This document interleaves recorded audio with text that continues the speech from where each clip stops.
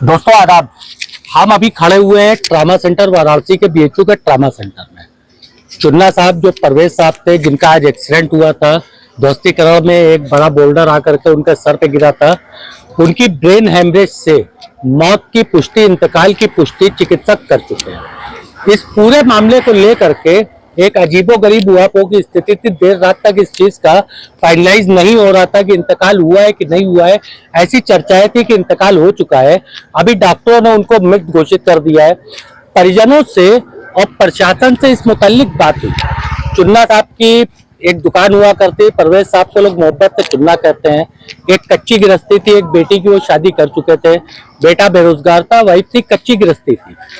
चुन्ना साहब की इस कच्ची गृहस्थी में जो मदीना कटरे में दुकान थी वो जा चुकी थी, और आज उनकी जो है कज़ा भी आ गई और मौत भी आ गई, यानी कि जान भी चली गई। इन सबके बीच में कुछ बेहतर की उम्मीद, जैसा हम करते हैं, हमेशा करते हैं कि इसमें कुछ बेहतर ही होगा, बेहतर की उम्मीद।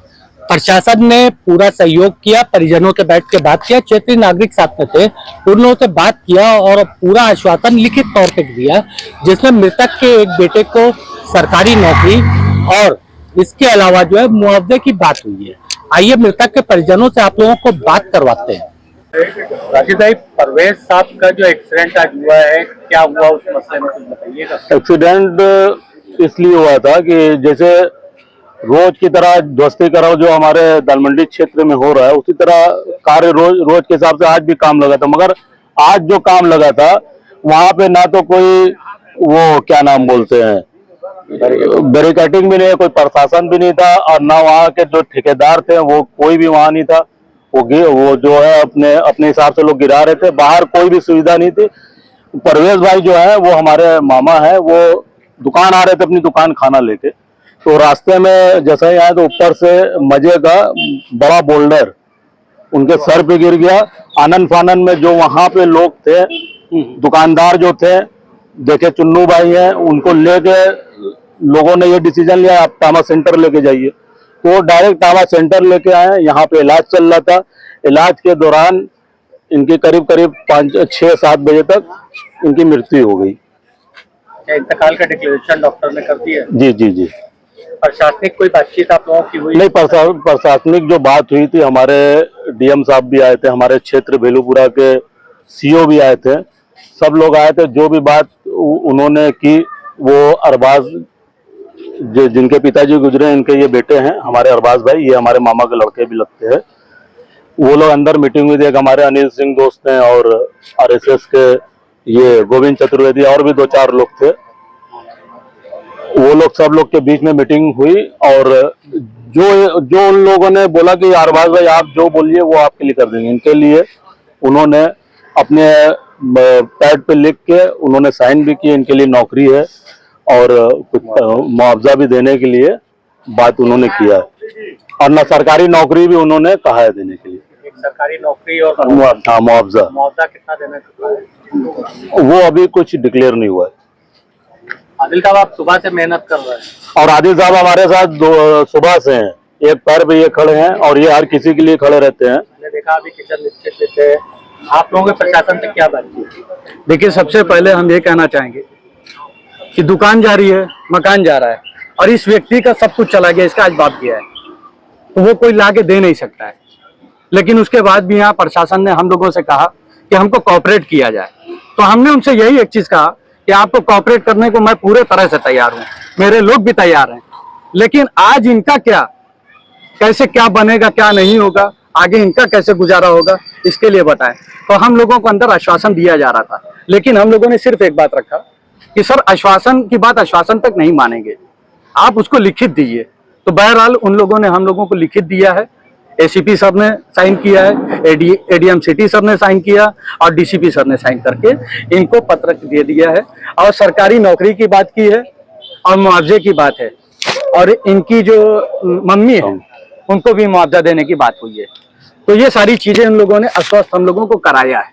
मुआवजे की राशि तो क्लियर हुई है ना, ये कल दिन में लोग लिख के करेंगे, और कुछ रकम अभी देने का हुआ था ना, बात हुई थी, अभी कुछ बात हुई है, तो ये हुआ कि ठीक है अभी उस पर बात हो जाएगी, जो मिलना रहेगा मिलेगा। तो ये चीज देखिए, भरपाई कोई कर नहीं सकता भाई, प्रभात साहब, आपके परिवार में कौन कौन है? सर मेरे परिवार में मैं हूँ, मेरी माता जी हैं और एक सिस्टर है, एक बहन है। एक बहन है जिसकी शादी हो चुकी है, और मैं हूँ, मेरी माता जी हैं जिसका, और मेरे पिताजी थे उनका देहांत हो गया। अब पालन पोषण मुझे भी करना है अपने परिवार का। इससे पहले जब आपके वालिद थे तो उस वक्त इकलौते अपनी मेंबर शायद थे आपके परिवार? जी जी, मैं था। उन्हीं की कमाई का खर्चा? जी जी, सब कुछ उन्हीं से। मदीना कटरे में दुकान भी थी उनकी जो टूट चुकी है? जी, मतलब जो आखिरी एक सहारा था परिवार का वो भी चला गया। तो प्रशासन ने हमको आश्वासन दिया है कि हमारे साथ जो है सहयोग करेंगे, और हमको नौकरी के लिए और मुआवजे के लिए जो है लिखित तौर पे दिया गया है। सभी लोगों का एसीपी साहब ने दिया है, सीओ साहब ने दिया है, और एडीएम सर ने लिखित दिया है। मेरे से लिखवा के अपना जो है लिखवा के अपनी साइन करके कॉपी लेके गए हैं। वो बोले कि आपका पूरा सहयोग। प्रशासन की कार्रवाई से आप संतुष्ट हैं? सर फिलहाल तो अभी संतुष्ट है, हमारे हित में अगर और अच्छा करें तो संतुष्टि होगी। हमारी सारी संवेदनाएं। देखिए, एक चीज हम और आपसे कहना चाहेंगे, कितना बड़ा चौड़ीकरण आप कर रहे हैं ना, ये जो घटना आज घटी है कल को ना घटने पाए, बस यही आपसे निवेदन आपके चैनल के माध्यम से करेंगे।